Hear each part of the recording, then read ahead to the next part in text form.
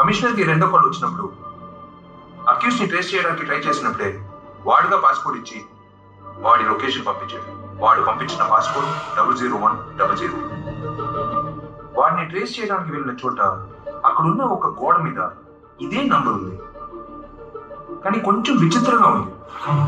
జీరోలని చిన్న సైజులో, మధ్యలో ఉండే ఒకటి మాత్రం పెద్దదిగానూ కనిపించింది.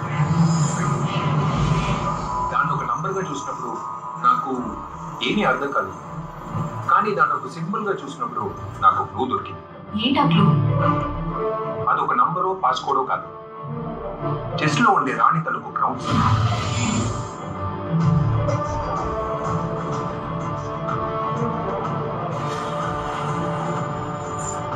మామూలుగా అందరూ చెస్ లో ఉండే రాజుని హైలైట్ చేస్తాం, కానీ ఇక్కడ రాణిని హైలైట్ చేస్తారు.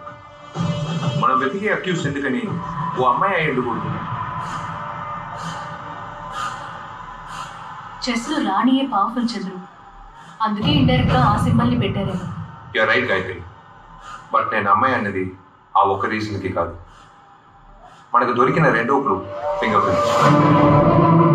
లొకేషన్ పంపించి వాడే మనల్ని రమ్మన్నాడంటే అక్కడికి వెళ్తే ఏమీ దొరకదని నాకు తెలుసు. అయినా అంత అర్జెంటుగా ఎందుకు వెళ్ళానో చెప్తున్నాను. ఎంత పెద్ద అతి మేధావైనా ఖచ్చితంగా ఏదో ఒక క్లూ వదిలి వెళ్తాను.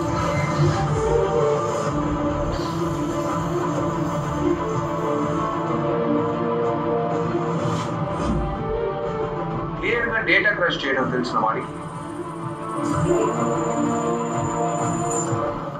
బ్లాస్ట్ చేసినప్పుడు ఫింగర్ ప్రింట్స్ ఎరేజ్ అవుతాయి అనుకున్నాను, కానీ ఫింగర్ ప్రింట్స్ ఎరేజ్ అవ్వలేదు. దొరికిన పార్షియల్ ఫింగర్ ప్రింట్స్ లో బయోకెమికల్స్ అనలైజ్ చేసినప్పుడు అమినో యాసిడ్ లెవెల్ ఎక్కువగా ఉంది. అమినో యాసిడ్ ఎక్కువగా ఉంది. ఆడవాళ్ళ జొమాటోలో మాత్రమే అమినో యాసిడ్ లెవెల్ ఎక్కువగా ఉంటుంది.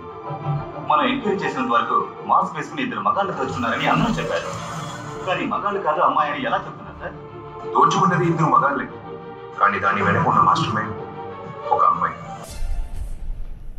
చేస్తున్నామని తెలిసి అంత ధైర్యంగా తన లొకేషన్ ని చూపించిన అక్యూజ్డ్ ఎందుకు వాయిస్ ని దాచారు?